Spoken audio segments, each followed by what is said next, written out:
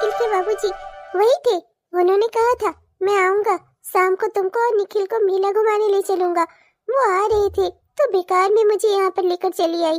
मुझे ना रुकना था वहाँ पर। कितना परेशान हो रहे होंगे वो, तो भी ना समझती नहीं है बिल्कुल जरा सा भी। मेरी बात मान, मुझे जाने दे। हाँ हाँ आंटी जी मानती हूँ, अंकल जी ही थे, पर वो खुद ही घर आ जाएंगे ना, आपको वहाँ जाने की क्या जरूरत है ना। वो घर आएंगे तभी तो आप लोग मेला घूमने जाएंगे, है ना आंटी जी। चलिए चलिए आप अंदर चलिए, मैं आपको दवाई दे देती हूँ, चलिए। माँ, ऐसे मुझे बिना बताए आप कहाँ चली गई थी? मैं कितना परेशान हो रहा था आपके लिए, और आप पता नहीं कहाँ चली गई थी। माँ, ऐसा मत किया करो, मुझे बहुत चिंता होती है आपकी। निखिल के बाबूजी थे वहाँ पर, मुझे वहाँ जाने दो। मानते ही नहीं तुम दोनों मेरी बात, जाने दो मुझे। और मेरा बेटा निखिल कहाँ है? कहाँ है निखिल? वो जरूर अपने पापा के साथ रहा होगा, तो मुझे वहाँ पर थोड़ा देर और रुकने देती ना, तो मैं अपने बच्चे और अपने पति से मिल लेती। तेरी वजह से वो वहाँ ढूंढ रहे होंगे मुझे जाने दे। हाँ हाँ आंटी जी, दोनों आ जाएंगे, यहीं आ जाएंगे, यही तो आना है, यही तो घर है उनका। आप क्यों चिंता करती हो? अभी आप चलो अंदर चलो, मैं आपको दवाई दे देती हूँ, आप आराम करो। बस जैसे ही आप आराम करोगी, निखिल के बाबूजी मतलब अंकल जी और निखिल दोनों आ जाएंगे। चलो आंटी जी चलो। हाँ वही थे, वो मुझे ढूंढ रहे थे। हाँ आज से 20 बरस पहले जब मेरे पिताजी मेरी माँ को छोड़कर इस दुनिया से चले गए, मेरी माँ का दिमाग अभी भी उसी समय में अटका हुआ है। काश काश ये सब कुछ ना हुआ होता। मुझे हर दिन डर सताता रहता है, कहीं मैं अपनी माँ को भी ना खो दूं। मैं कितना डरा हुआ रहता हूँ, और मैं अपनी माँ को कैसे संभालूं, कुछ समझ नहीं आता मुझे। Nikhil. Thank you so much Meera. आज तुम नहीं होती तो माँ फिर से ना जाने कहाँ चली गई होती। मैं तो अपना बाहर बाहर रहता हूँ। कमाना भी जरूरी है घर चलाने के लिए। हम गरीबों के पास तो कोई और सहारा भी नहीं होता, हमें घर चलाने के लिए कमाना ही पड़ता है। और ऐसे में मैं अपनी माँ की देखभाल भी नहीं कर पाता। अगर तुम ना होती तो मैं पता नहीं कैसे क्या करता। Thank you so much. और आज भी मेरी माँ अगर मेरी आंखों के सामने है तो सिर्फ तुम्हारी वजह से। न जाने ही तुम इन्हें कहाँ से लेकर आई होगी। मैं समझता हूँ मीरा, तुम मेरे परिवार के लिए बहुत कुछ कर रही हो। तुम्हारा दिल से बहुत बहुत शुक्रिया। कोई बात नहीं निखिल, अंकल जी और आंटी जी क्या मेरे अपने नहीं थे? इसीलिए मैंने आंटी जी से दोस्ती कर ली है, और मैं उन्हें जहाँ भी वो जाती हैं वहाँ से ले आती हूँ। तुम चिंता मत करो, मैं उनकी देखभाल कर लूंगी। तुम अपना बाहर अपना काम संभालो, वो करना भी तो तुम्हारे लिए जरूरी है, वरना आंटी जी का इलाज कैसे होगा, घर का खर्च कैसे चलेगा। मैं समझती हूँ, तुम चिंता मत करो। ये तो मेरा सौभाग्य है मीरा कि तुम मेरे पड़ोस में रहती हो, और तुम्हारी वजह से आज मेरी माँ सही सलामत मेरे घर पर है।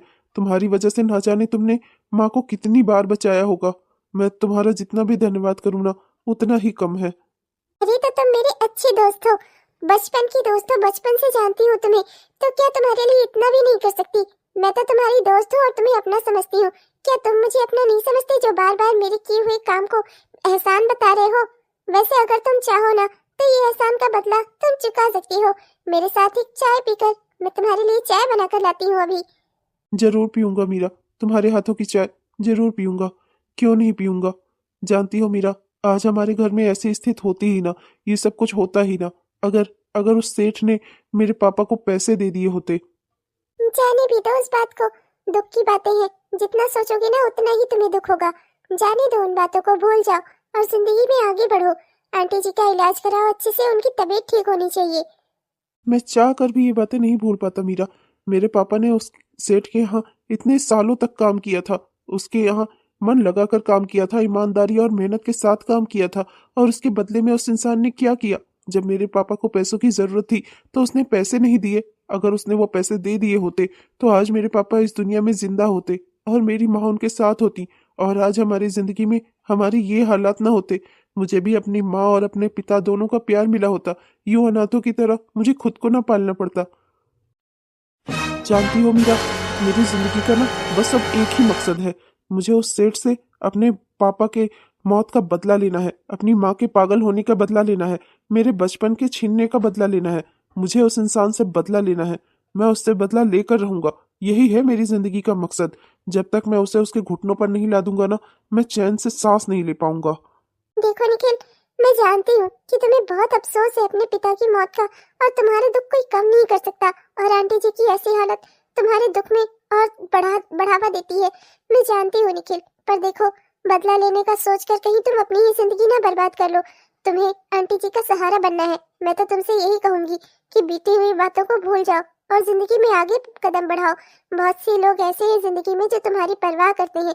अपने आसपास नजर घुमाओ, जिंदगी को देखने का एक नया नजरिया लो और अच्छे से अपनी जिंदगी जियो। बेकार में किसी के लिए अपना खून जलाकर क्यों खुद को परेशान करना। ना बदला लेने में तुम्हें कुछ हासिल होगा, ना ही उस सेठ को। मैं तो बस यही चाहती हूँ तुम अपनी जिंदगी में अब कुछ खो नहीं, सब कुछ तुम्हें और मिले। जिंदगी को नए और खूबसूरत तरीके से जीने के बारे में सोचो। जो लोग तुम्हारी परवाह करते हैं उनके बारे में सोचो, जो तुमसे जुड़े हुए हैं उनके बारे में सोचो, आंटी जी के बारे में सोचो, मेरे बारे में सोचो। तुम्हारे बारे में? हाँ, मेरे कहने का मतलब है मैं भी तो तुम्हारी दोस्त हूँ, मुझे भी तो तुम्हारी परवाह होती है। तो तुम्हें मेरे बारे में भी सोचकर कोई ऐसा कदम नहीं उठाना चाहिए जिसमें बाद में तुम्हें ही कोई तकलीफ हो। बस यही कहना चाह रही थी। जब तक मैं उस सेठ से अपने पापा की मौत का और अपनी माँ के पागल होने का बदला नहीं ले लेता ना, तब तक मैं अपनी जिंदगी में ना कुछ भी नहीं सोच सकता, कुछ भी नहीं। ओ निखिल, तुम कब समझोगे? मैं चाहती हूँ कि तुम अपनी बीती हुई जिंदगी को भूलकर आगे आने वाली जिंदगी में कदम बढ़ाओ मेरे साथ। पर तुम कब समझोगे ये बात? अरे यार, तो फिर से आ गया। मैं तो तुझसे कह रहा हूँ, जो नौकरी मिली है उसी में आराम से रहना, क्यों परेशान हो रहा है? यहाँ इंसान को एक नौकरी नहीं मिलती और भाई साहब को और ज्यादा पैसे वाली जॉब चाहिए। हाँ नहीं तो अरे जिसमें पड़ा रहे उसी में करना जॉब। अरे यार, तू तो जानता है ना, माँ की दवाइयों का खर्चा और माँ के इलाज का खर्चा और घर का खर्चा सब चलाना मुश्किल होता है। जितने पैसे उस जॉब में मिलते हैं ना, उतने में तो ठीक से घर का खर्चा चल जाए वही बहुत है। और माँ की दवाइयाँ और इलाज वो सब तो बहुत महंगा है। हाँ यार, क्या किया जाए। अब हमारी जॉब एजेंसी है, लेकिन अब देखना, जॉब रहेगी तब तो हम किसी को जॉब के लिए रिकमेंड कर पाएंगे। क्या ही किया जा सकता है। यार एक बात बताना, अभी अभी मैंने यहाँ से वो धर्म सेठ को जाते हुए देखा है, तो तू मुझे बता सकता है वो यहाँ क्यों आए थे? जहां तक मुझे पता है वो तो बहुत बड़े आदमी हैं, उनके पास तो बहुत सारे रुपए पैसे धन दौलत है, तो उन्हें तो जॉब की कोई जरूरत नहीं है। तो वो यहाँ पे क्यों आए थे? किसकी जॉब के लिए? अरे यार, क्या किया जाए। सबको यहाँ नौकरी मांगने वाले ही थोड़े आते हैं, कुछ नौकरी देने वाले भी आते हैं। क्या ही किया जाए अब। जिसके जितना ज्यादा रुपया पैसा उसके उतनी ज्यादा परवाह। अरे धर्म सेठ की एक बेटी है, एक ही बेटी है उनकी, और धर्म सर उस पर अपनी जान छिड़कते हैं। अब ये बात है कि धर्म सेठ उस लड़की की हिफाजत के लिए कोई बॉडीगार्ड रखना चाहते हैं। उसी के लिए आए थे कहने। अब किसी सिक्योरिटी एजेंसी में जाना चाहिए था उसके लिए, यहाँ आकर कह गए। हम लोग तो उन्हें कुछ कह नहीं सकते, क्या ही किया जा सकता है। हमारा तो काम है जॉब देना, पर अब हमारे पास ऐसा कोई कहाँ है जो उनके बॉडीगार्ड बनने के लायक हो। उनकी बेटी का। क्या धर्म सेठ को अपनी बेटी के लिए बॉडीगार्ड चाहिए? अरे हाँ यार, उसी के लिए आए थे कहने। पर मजाल है हमारे सर की कि उनके पास हिम्मत हो उन्हें ये कहने की कि भाई आप जाकर सिक्योरिटी एजेंसी वालों को देखो। तब से हमारे सर खुद ही सिक्योरिटी एजेंसी वालों को फोन कर करके बोल रहे हैं कि भाई कोई खाली हो तो कोई उनके यहाँ भेज दो, कोई सिक्योरिटी वाला जो उनकी बेटी का बॉडीगार्ड बन जाए। मैं तैयार हूँ, मुझे भेज दो वहां पर। अबे क्या बोल रहा है, तेरा दिमाग भी ठीक है? अरे तू अच्छा खासा पढ़ा लिखा आदमी है, तेरे लिए उससे अच्छी कोई जॉब मिल जाएगी। कहाँ तू उनकी बेटी के आगे पीछे घूमता फिरेगा? हाँ। जाने दे। मुझे लगता है ना कि जहाँ मैंने तुझे काम पर लगा रखा है ना, वो जगह वाकई में बहुत टॉक्सिक टाइप की है, कि जहाँ जाकर तेरा दिमाग इतना खराब हो गया है कि उससे बेहतर तू किसी लड़की के आगे पीछे घूमना सोच रहा है। हाँ हाँ, मेरा दिमाग ठीक है, मैं बिल्कुल सही सोच रहा हूँ। मुझे जाना है वहां पर, मैं इनकी बेटी का बॉडीगार्ड बनूंगा, तो मुझे वहां पर भेज दे। वे यार सोच ले, मैंने सुना है इससे पहले भी उस लड़की ने अपने 2 बॉडीगार्ड के हाथ पैर तोड़ दिए थे। इसके बाद से कोई तीसरा तैयार नहीं हो रहा है वहां जाने के लिए, और तू अपने आप अपने हाथ पांव वहां मौत के कुएं में डाल रहा है। तेरे पास एक ही माँ है भाई, उसकी देखभाल कर, अपने घर जा। क्या करने परेशान हो रहा है? सोच लिया यार, जिंदा रहना है तो जिंदगी से लड़कर ही जीना होगा। मुझे बस अपने मुंह मांगी सैलरी चाहिए। अगर धर्म सेठ देने को तैयार हो तो मैं उनके यहाँ नौकरी करने को तैयार हूँ, मैं उनकी बेटी का बॉडीगार्ड बनने के लिए तैयार हूँ। बस तू हाँ कर दे। चल फिर ठीक है भाई, जब तू अपने आप से मौत के कुएं में कूदना ही चाहता है तो मैं तुझे कितना ही रोक सकता हूँ। मैं जाकर अपने बॉस से बात करता हूँ, उन्हीं हैं जो तुझे वहां धर्म सेठ के यहाँ लगवा सकते हैं। ठीक है, अब भाई जो तेरी इच्छा। जॉब भले ही रिस्की हो, मगर धर्म सेठ के घर में घुसने का ना ये इकलौता तरीका है मेरे पास। यही एक तरीका है जिसे इस्तेमाल करके मैं धर्म सेठ के घर में घुस पाऊंगा। उसके घर में घुसूंगा तभी तो मैं जान पाऊंगा कि उसकी कमजोर नस क्या है। और एक बार मुझे वो पता चल गई ना, तो फिर मैं धर्म सेठ को धूल चटा दूंगा। उसकी वजह से मेरे पापा की मौत हुई है, मैं ये दिन कभी नहीं भूलूंगा। उसकी वजह से मेरा बचपन छिन गया, मुझे अपने माँ और बाप दोनों का प्यार नहीं मिला। उसकी वजह से सिर्फ मेरी माँ इतने सालों से पागलों की तरह इधर उधर घूमती फिर रही है। रोज मुझे आए दिन उनकी चिंता होती है। बस बहुत हो गया धर्म सेठ, तुम्हें अपने किए हुए हर कर्म का बदला चुकाना ही होगा। बचपन से लेकर आज तक इतना कुछ सहा है अपनी जिंदगी में, तो ये भी आगे सह लूंगा। धर्म सेठ की बेटी क्या चीज है, उससे बड़े बड़े दुख और दर्द झेले हैं मैंने। ओहो डैड, आप फिर से कोई चंगू मंगू लेकर आ रहे हैं मेरे बॉडीगार्ड के लिए। डैड प्लीज समझने की कोशिश करिए, आपके बॉडीगार्ड से ज्यादा अच्छा ना मैं खुद ही अपनी रिस्पॉन्सिबिलिटी लेती हूँ। मैं खुद से अपनी रक्षा कर सकती हूँ, मुझे किसी चंगू मंगू की कोई जरूरत नहीं है। क्यों आप चाहते हैं कि फिर से मैं किसी के हाथ पैर तोड़ूं? मेरी बच्ची समझने की कोशिश ना तुम करो। धर्म सेठ की इकलौती बेटी हो तुम, इकलौती औलाद हो मेरी। दुनिया भर के लोगों की निगाहें रहती हैं तुम पर। हर कोई बस यही चाहता है कि वो तुम्हें नुकसान पहुंचाकर मुझे नुकसान पहुंचा सके। बेटी तुम जानती हो, इतनी बड़ी दौलत जायदाद जमीन सबकी तुम इकलौती वारिस हो। इतना बड़ा व्यापार है हमारा, सबकी तुम इकलौती वारिस हो। और तुम क्या चाहती हो, मैं तुम्हें यूं ही आजाद छोड़ दूं बिना किसी सहारे के, बिना किसी सिक्योरिटी के? ऐसा मैं बिल्कुल नहीं करूंगा। तुम में जान बसती है मेरी बेटा, और मैं तुम्हें इस तरीके से अकेले नहीं छोड़ सकता। इसीलिए मैं ढूंढ ढूंढ कर तुम्हारे लिए सिक्योरिटी गार्ड वालों को लेकर आता हूँ, और तुम हो कि उनके हाथ पांव तोड़ देती हो। तुम्हारी इन्हीं हरकतों की वजह से ना अभी कोई आने को तैयार नहीं हो रहा था। वो तो अच्छा है, भला है वो जॉब पोर्टल वालों का कि वो मुझे एक आदमी ढूंढ कर दे रहे हैं जो तुम्हारे सिक्योरिटी गार्ड बनने को तैयार हुआ है। डैड आप समझते क्यों नहीं, मैं अपनी सिक्योरिटी खुद कर सकती हूँ। मुझे किसी सिक्योरिटी गार्ड और बॉडीगार्ड की कोई जरूरत नहीं है। मैं अपना ख्याल खुद रख सकती हूँ, और वो भी उन चंगू मंगू सिक्योरिटी गार्ड जिन्हें खुद सिक्योरिटी की जरूरत है। वो मेरी सिक्योरिटी क्या करेंगे? प्लीज डैड समझने की कोशिश करिए। ऐसा करके ना आप सिर्फ मेरा मेरा पैसा बर्बाद कर रहे हैं। मुझे अच्छे से पता है पैसे की लालच में कोई चंगू मंगू चला आएगा फिर से, और उसका भी वही होना है। उसे खुद की सिक्योरिटी करना नहीं आता, वो मेरी क्या करेगा? मैं जानती हूँ पैसे की लालच में धर्म सेठ के यहाँ कोई भी चला आएगा। हाथ पांव ही तुड़वाने आ रहा है वो अपने, पक्का। क्यों चाहते हैं आप कि मैं फिर से किसी के हाथ पांव तोड़ूं? नमस्ते सर। नमस्ते मैम। मुझे वो जॉब पोर्टल वालों ने भेजा है बॉडीगार्ड की जॉब के लिए। ओह अच्छा अच्छा, तुम ही हो वो। यही है मेरी बेटी जिसकी तुम्हें सिक्योरिटी करनी है। तुम्हें हमेशा 24 घंटे मेरी बच्ची के साथ रहना है, जहां भी ये जाएगी वहां वहां। समझ रहे हो ना? और कोई भी खतरा मेरी बच्ची को नहीं होना चाहिए। तुम अपनी जान लगा दोगे मेरी बेटी की सुरक्षा करने में, समझ में आ रहा है तुम्हें? जी सर, मैं बिल्कुल ऐसा ही करूंगा। मैं इन अपने रहते इन पर कोई आंच भी नहीं आने दूंगा। आप निश्चिंत रहिए सर, मैं अपनी जान से ज्यादा इनकी हिफाजत करूंगा। ठीक है, अगर तुम्हारा काम मुझे पसंद आया ना, तो मैं तुम्हारी सैलरी और बढ़ा दूंगा, डबल कर दूंगा। अभी तो जितना तुमने बोला है मैं उतना देने को तैयार हूँ, और एडवांस सैलरी भी मैंने तुम्हारे खाते में जमा करवा दी है। तो अब तुम जैसा कह रहे हो तुम्हें वैसा ही करना है। मेरी बेटी की सिक्योरिटी में ना कोई दिक्कत नहीं आनी चाहिए, समझे तुम? Okay, thank you so much sir. मैं अपना काम पूरी मेहनत और ईमानदारी से करूंगा, आप निश्चिंत रहिए। बेटी निष्ठा। डैड अब प्लीज आप कुछ और मत बोलिएगा। बेटा प्लीज प्लीज अपने डैड की बात मानो, प्लीज।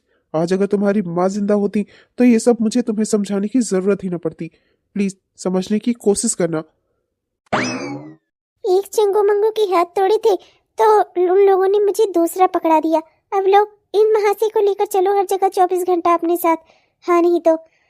हाय, मैं निष्ठा, और तुम? नमस्ते मैम, मैं निखिल, सिक्योरिटी गार्ड आपका।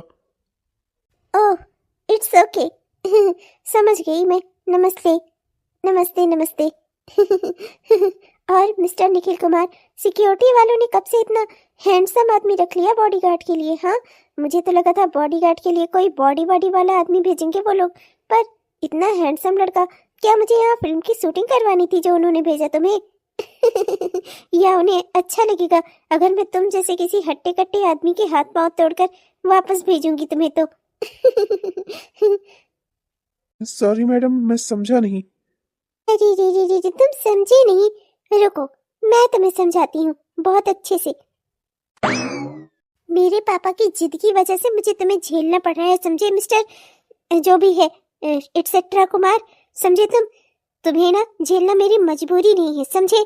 मेरे पापा ने कहा है तुम्हें मेरे आगे पीछे रहने का, पर जहां मैं बोलूंगी तुम्हें सिर्फ वहां चलना है।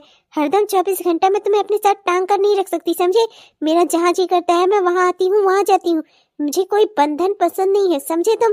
और खबरदार, जब मेरी आजादी में बाधा बनने की कोशिश की, या मैं कहाँ जाती हूँ या कहाँ आती हूँ ये मेरे बारे में पापा को बताने की कोशिश की, तो मुझसे बुरा ना कोई नहीं होगा। अगर तुमने मेरे बारे में कोई भी उल्टी सीधी खबर डैड को दी तो 2-3 अपने सिक्योरिटी गार्ड के हाथ पांव तोड़ चुकी हूँ मैं, समझ लेना अच्छे से। अगर अपने हाथ पांव तुम्हें सलामत चाहिए ना, तो चुपचाप जैसा मैं कहूंगी ना वैसा ही करना।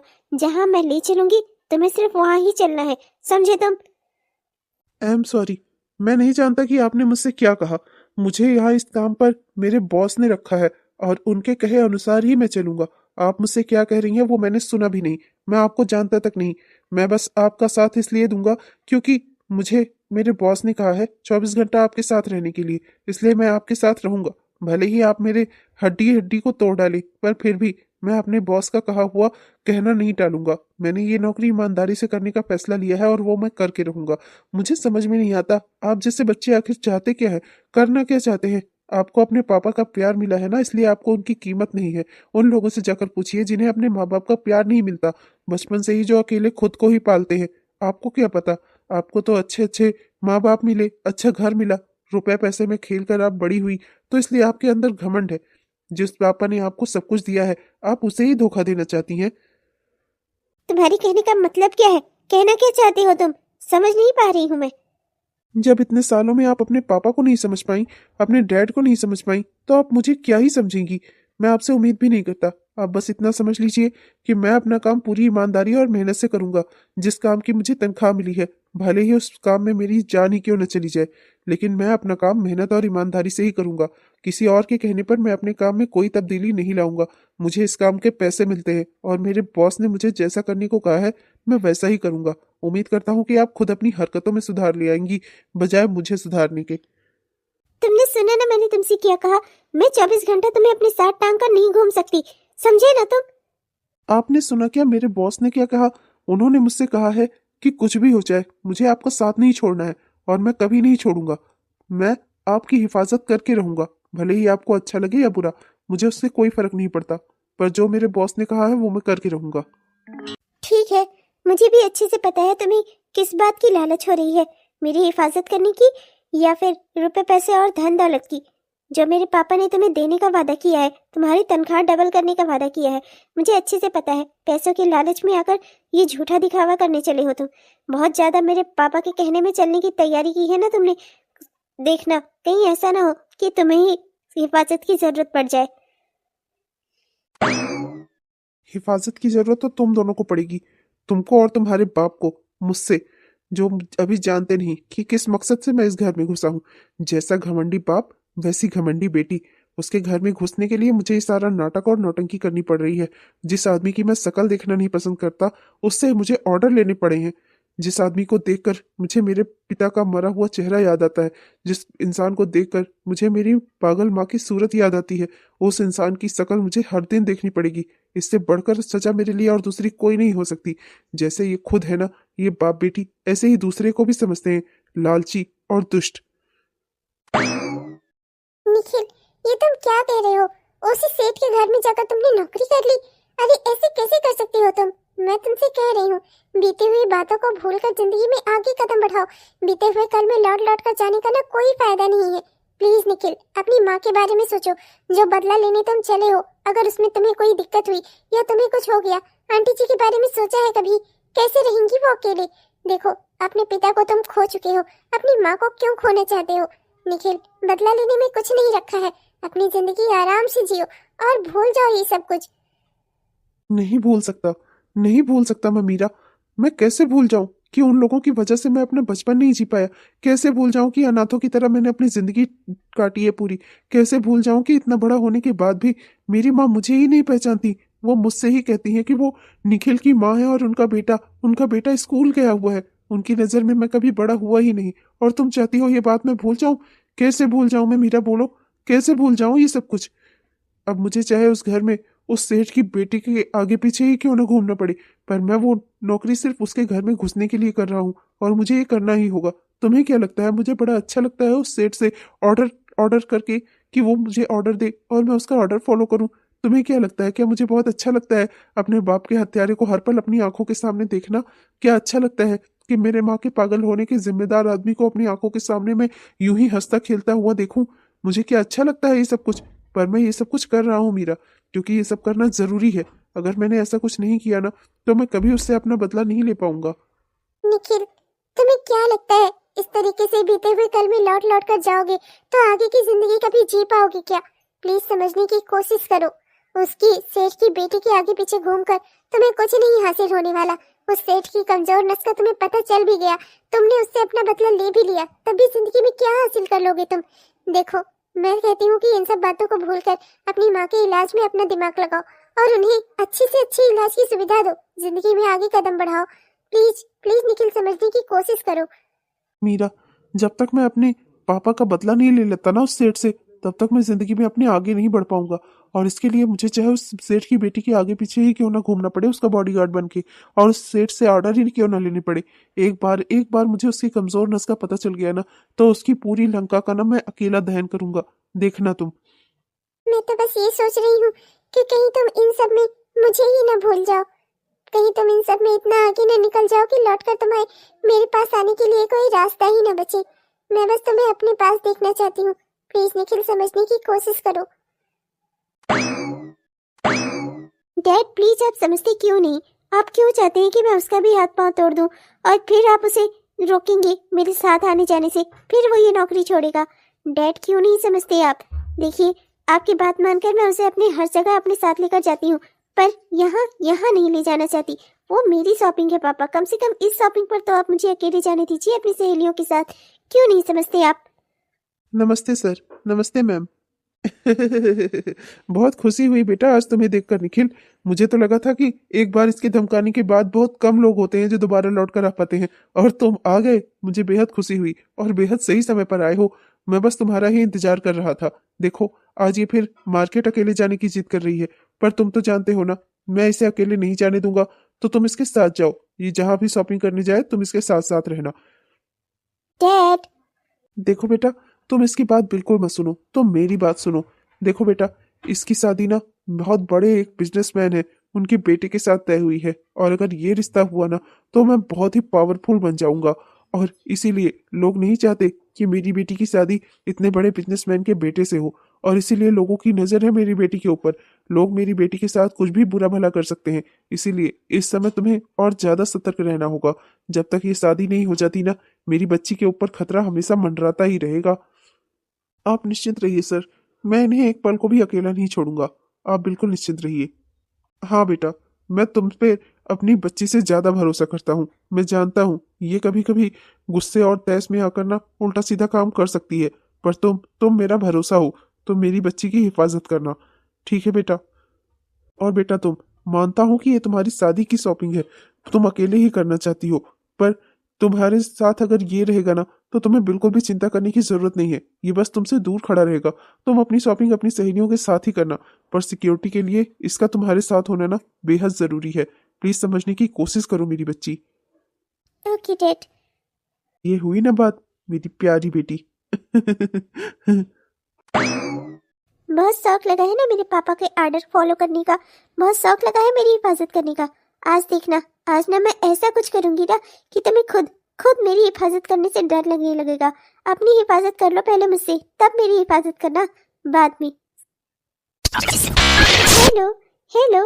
हाँ रोहित डार्लिंग, हाँ बस शादी की शॉपिंग के लिए निकल ही रही हूँ। बस बस, आज तो मैं ढेर सारी शॉपिंग करने वाली हूँ, पूरी 1,00,000-2,00,000 की। हाँ। अरे हाँ हाँ, बिल्कुल।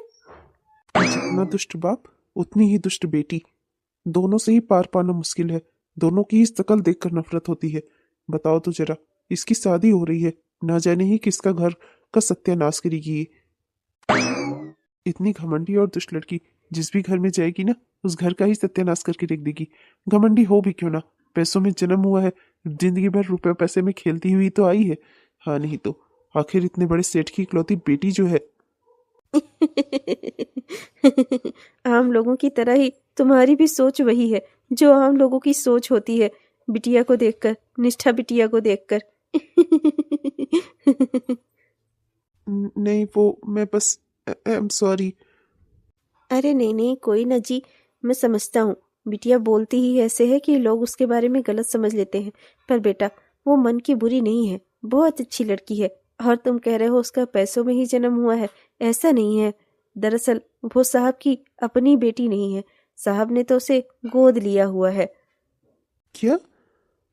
अरे बेटा, साहब के एक बहुत वफादार नौकर थे, सूरज नाम था उसका, उसकी बेटी है। उसे मालिक ने गोद लिया था। क्या था ना, मालिक मालिकिन के कोई औलाद नहीं थे, तो वो उनका बहुत वफादार नौकर था, तो उसी की बेटी को उन्होंने गोद लिया था। और हमारी छोटी मालकिन इसी घर में पलकर बड़ी हुई हैं, और अब वो यहीं की बेटी हैं।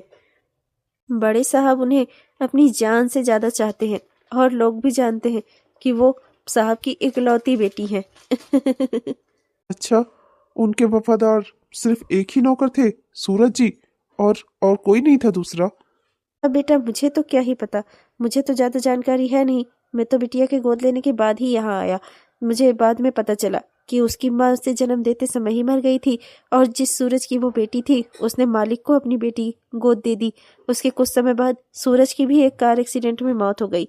ले देखकर मालिक और मालकिन ही बचे बिटिया के, और वो उसे अपनी सगी बेटी से ज्यादा प्यार करते थे, मानते थे। कुछ समय बाद मालकिन ने मुझे ये सब कुछ बताया था, और उसी के कुछ समय बाद एक गंभीर बीमारी की वजह से मालकिन की भी मौत हो गई। अब मालिक ही है, और उनकी ये प्यारी सी बिटिया है। बेटा वो चाहे जितना भी घमंड से बोले, चाहे जितना भी गुस्से से बोले, पर वो बहुत अच्छी है, मन की बहुत भली है, किसी के साथ कुछ बुरा नहीं करती, और ना किसी के साथ गलत होने देती है। एक बार उसे समझ लोगे ना, फिर तुम्हें भी वो अच्छी लगने लगेगी। बेटा मैं बस यही चाहता हूँ कि मन से तुम अपने काम को करो। मालिक ने तुम्हें जो काम दिया है, बिटिया की हिफाजत करो। क्या है ना कि आजकल बिटिया के ऊपर खतरा और ज्यादा मंडरा रहा है, क्योंकि मालिक ने उसकी शादी एक बहुत बड़े बिजनेसमैन के बेटे के साथ फिक्स की है। और लोग जानते हैं ना, अगर ये शादी हो गई तो मालिक बहुत ताकतवर बन जाएंगे, और इसीलिए लोग इस शादी को रोकना चाहते हैं, तोड़ना चाहते हैं, और इसके लिए वो बच्ची को कुछ नुकसान भी पहुंचा सकते हैं। बेटा अपना काम सतर्कता से और ध्यान से करना, बच्ची की हिफाजत करना। वैसे भी बच्ची बहुत अच्छी है।